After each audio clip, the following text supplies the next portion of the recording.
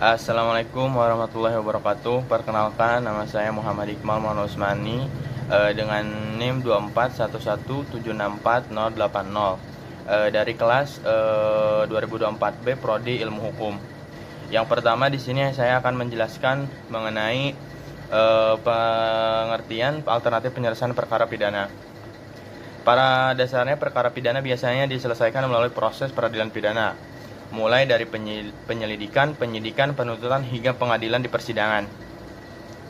Namun dalam perkembangannya muncul pendekatan yang memungkinkan penyelesaian perkara dilakukan tanpa harus melalui seluruh proses tersebut.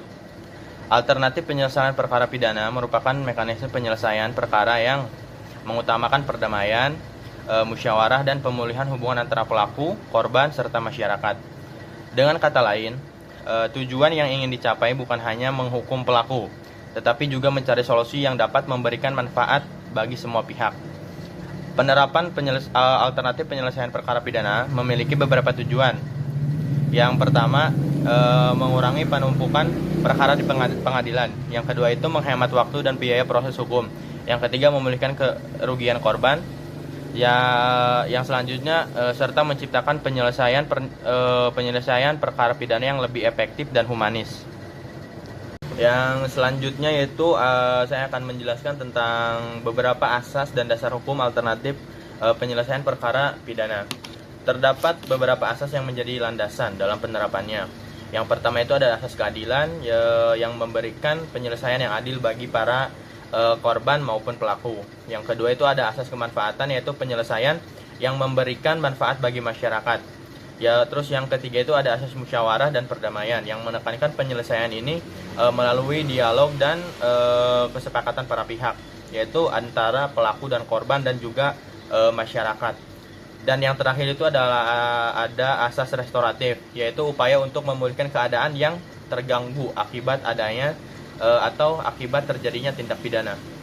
Terus ada beberapa dasar hukum yang akan saya sebutkan. Yang pertama itu yang berkaitan dengan alternatif penyelesaian perkara pidana itu, yang pertama ada Undang-Undang Nomor 8 Tahun 1981 tentang hukum acara pidana atau KUHAP. Selanjutnya ada Undang-Undang Nomor 11 Tahun 2012 tentang Sistem Peradilan Anak. Selanjutnya ada Peraturan Kejaksaan Nomor 15 Tahun 2020 tentang penghentian penuntutan berdasarkan keadilan restoratif, serta ada Peraturan Kepolisian Nomor 8 Tahun 2021 mengenai penanganan tindak pidana berdasarkan keadilan restoratif. Terus dengan adanya dasar hukum tersebut, penyelesaian perkara pidana tidak selalu harus berakhir di pengadilan atau tidak selalu harus melalui proses penyelidikan, penyidikan, penuntutan, dan persidangan. Perkenalkan, nama saya Daniel Yudhara Nugraha, NIM 073 dari kelas Ilmu Hukum B. Saya akan menjelaskan tentang pengertian restoratif justice. Jadi restoratif justice itu atau keadilan restoratif adalah pendekatan penyelesaian perkara pidana yang berfokus pada pemulihan keadaan akibat tindak pidana melalui keterlibatan korban, pelaku, keluarga, dan masyarakat. Tujuannya bukan semata-mata memberikan hukuman kepada pelaku, tetapi juga memulihkan kerugian korban, memperbaiki hubungan sosial yang terganggu, serta menciptakan perdamaian antara para pihak. Dan ciri-ciri restoratif justice itu seperti menekankan pemulihan kerugian korban dibanding pembalasan terhadap pelaku, melibatkan pelaku, keluarga, dan masyarakat dalam proses penyelesaian, dan dilaksanakan melalui dialog, musyawarah atau mediasi. Terus mengutamakan kesepakatan dan perdamaian yang disetujui secara sukarela. Dan yang terakhir, mendorong pelaku untuk mengakui kesalahan dan bertanggung jawab atas perbuatannya.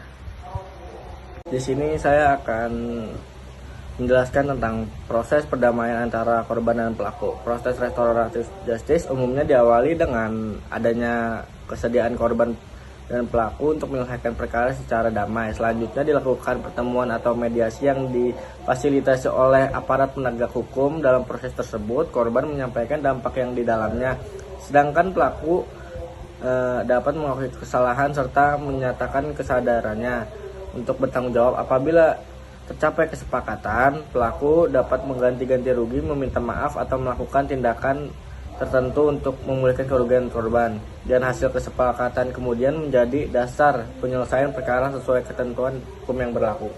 Dan contoh perkara yang dapat menggunakan restoratif justice itu contohnya seperti seorang pemuda mengambil telepon genggam milik tetangganya tanpa izin karena ada alasan ekonomi. Setelah perbuatannya diketahui, pelaku mengakui kesalahan dan mengembalikan telepon genggam tersebut, dan ia meminta maaf kepada korban. Korban menerima permintaan maaf tersebut karena barang yang diambil telah kembali dan hubungan mereka ingin tetap terjaga dengan difasilitasi oleh aparat penegak hukum. Kedua belah pihak mencapai kesepakatan damai sehingga perkara diselesaikan melalui mekanisme restoratif justice.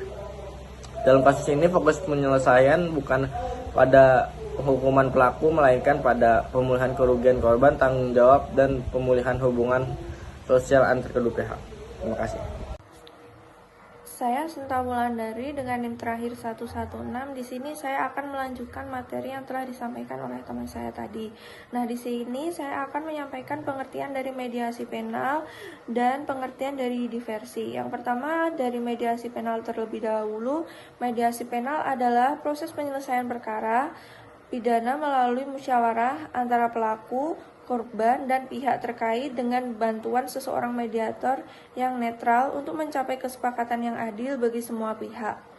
Nah, dalam mediasi penal ini, penyelesaian tidak hanya berfokus pada pemberian hukuman kepada pelaku, tetapi juga pada pemulihan kerugian korban, perbaikan hubungan sosial, dan terciptanya perdamaian.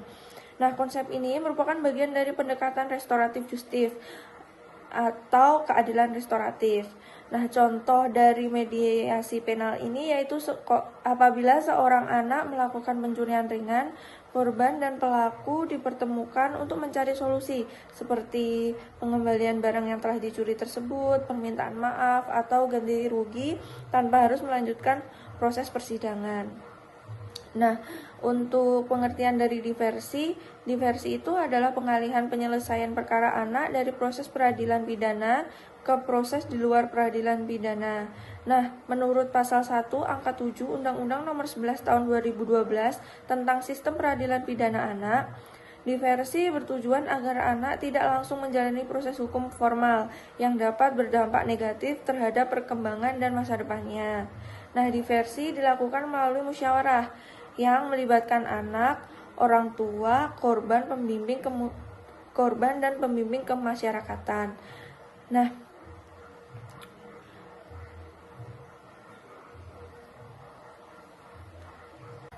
Nah, untuk perbedaan mediasi penal dan diversi itu apabila mediasi penal penyelesaian perkara pidana melalui mediasi antara pelaku dan korban, apabila diversi itu pengalihan penyelesaian anak dan proses peradilan ke luar peradilan. Nah, tujuan dari diversi pada anak yang berhadapan dengan hukum yaitu yang pertama untuk mencapai perdamaian antara korban dan anak, yang kedua menyelesaikan perkara anak di luar proses peradilan pidana, yang ketiga menghindarkan anak dari perampasan kemerdekaan atau penahanan, yang keempat mendorong masyarakat untuk berpartisipasi dalam penyelesaian perkara anak, yang kelima melindungi masa depan dan perkembangan anak agar tidak mendapat stigma sebagai pelaku kejahatan, dan yang terakhir mewujudkan keadilan restoratif yang mengutamakan pemulihan dibanding pembalasan. Nah, dari tersebut dapat disimpulkan bahwa mediasi penal dan diversi sama-sama menggunakan pendekatan keadilan restoratif. Namun, mediasi penal berfokus pada penyelesaian konflik antara korban dan pelaku. Sedangkan diversi merupakan mekanisme khusus dalam sistem peradilan pidana anak untuk mengalihkan penyelesaian perkara keluar pengadilan demi melindungi kepentingan terbaik bagi anak. Saya Joyce Agareta Alamanjaya dengan NIM 24111741135. Saya akan menjelaskan mengenai dasar hukum alternatif penyelesaian perkara pidana di Indonesia. Alternatif penyelesaian perkara pidana merupakan upaya penyelesaian suatu tindak pidana di luar proses peradilan pidana konvensional dengan mengedepankan musyawarah, perdamaian, pemulihan kerugian korban, serta pemulihan hubungan antar pelaku, korban, dan masyarakat. Dasar hukum alternatif penyelesaian perkara pidana di Indonesia dapat ditemukan dalam KUHP, Peraturan Kepala Kepolisian tentang Restoratif Justice, Peraturan Kejaksaan, serta Undang-Undang Sistem Peradilan Pidana Anak. Pertama, dasar hukum yang berkaitan dengan alternatif penyelesaian perkara pidana dapat ditemukan dalam Kitab Undang-Undang Hukum Acara Pidana atau KUHAP, yaitu Undang-Undang Nomor 8 Tahun 1981. Meskipun KUHAP tidak secara tegas mengatur istilah restoratif justice, namun terdapat beberapa ketentuan yang memberikan ruang bagi penyelesaian perkara berdasarkan pertimbangan hukum dan kepentingan tertentu. Salah satunya terdapat dalam pasal 109 ayat 2 KUHAP yang mengatur bahwa penyidik dapat menghentikan penyidikan apabila tidak terdapat cukup bukti, kemudian peristiwa tersebut bukan merupakan tindak pidana, atau penyidikan dihentikan demi hukum. Ketentuan ini menjadi salah satu dasar yang kemudian dikembangkan dalam praktik penyelesaian perkara melalui pendekatan keadilan restoratif. Selain itu, dalam KUHAP juga dikenal adanya asas peradilan yang sederhana, cepat, dan biaya ringan. Asas ini mendorong aparat penegak hukum untuk mencari penyelesaian yang lebih efektif dan bermanfaat bagi para pihak dibandingkan dengan proses peradilan yang panjang. Dasar hukum berikutnya adalah Peraturan Kepolisian Negara Republik Indonesia Nomor 8 Tahun 2021 tentang penanganan tindak pidana berdasarkan keadilan restoratif. Peraturan ini menjadi pedoman bagi penyidik kepolisian dalam menyelesaikan perkara pidana melalui pendekatan restoratif justice. Restoratif justice adalah penyelesaian perkara pidana dengan melibatkan pelaku, korban, keluarga kedua belah pihak, serta pihak terkait lainnya untuk mencari penyelesaian yang adil dengan menekankan pemulihan kembali keadaan seperti semula. Dalam peraturan kepolisian ini terdapat beberapa syarat yang harus dipenuhi. Yang pertama adalah syarat material. Syarat material tidak menimbulkan keresahan atau penolakan masyarakat, tidak menimbulkan konflik sosial, pelaku bukan residivis, dan adanya kesepakatan damai antar korban dan pelaku. Kemudian untuk syarat formil, adanya surat perdamaian, adanya pemenuhan hak korban, dan kesepakatan dilakukan secara sukarela tanpa paksaan. Selanjutnya, dasar hukum alternatif penyelesaian perkara pidana juga diatur dalam Peraturan Kejaksaan Republik Indonesia Nomor 15 Tahun 2020 tentang penghentian penuntutan berdasarkan keadilan restoratif. Peraturan ini memberikan kewenangan kepada jaksa untuk menghentikan penuntutan apabila perkara memenuhi syarat tertentu. Tujuan utama dari kebijakan ini adalah mewujudkan keadilan yang lebih humanis, mengurangi penumpukan perkara di pengadilan, dan memberikan manfaat yang lebih besar dari masyarakat. Beberapa syarat penghentian penuntutan berdasarkan restoratif justice antara lain: yang pertama, tersangka baru pertama kali melakukan tindak pidana. Yang kedua, ancaman pidana tidak lebih dari 5 tahun. Yang ketiga, kerugian yang ditimbulkan tidak lebih dari Rp2.500.000. Yang keempat, telah terjadi perdamaian antara korban dan tersangka. Dan yang terakhir, korban telah menerima penyelesaian yang dilakukan oleh pelaku. Melalui peraturan ini, kejaksaan berperan aktif dalam mendorong penyelesaian perkara yang mengutamakan pemulihan dibandingkan pembalasan. Dasar hukum alternatif penyelesaian perkara pidana selanjutnya adalah Undang-Undang Nomor 11 Tahun 2012 tentang Sistem Peradilan Pidana Anak. Dalam undang-undang ini dikenal dengan konsep diversi, yaitu pengalihan penyelesaian perkara anak dari proses peradilan pidana ke proses di luar peradilan pidana. Diversi ini bertujuan untuk mencapai perdamaian antara korban dan anak, menyelesaikan perkara anak di luar proses peradilan, menghindari anak dari perampasan kemerdekaan, menanamkan rasa tanggung jawab kepada anak, mendorong partisipasi masyarakat dalam penyelesaian perkara. Diversi wajib diupayakan dalam tingkat penyidikan, penuntutan, dan pemeriksaan di pengadilan apabila tindak pidana dilakukan anak diancam dengan pidana di bawah 7 tahun dan bukan merupakan pengulangan tindak pidana. Melalui mekanisme diversi, anak diberikan kesempatan untuk memperbaiki kesalahannya tanpa harus mendapatkan stigma sebagai narapidana. Nah, alternatif penyelesaian perkara pidana ini ternyata punya banyak manfaat loh. Kita bahas satu persatu ya. Pertama, mengurangi penumpukan perkara. Coba bayangkan, setiap hari ada ratusan kasus baru yang masuk ke pengadilan. Kalau semua harus diselesaikan lewat proses persidangan formal, pasti pengadilan kita kelebihan beban dong.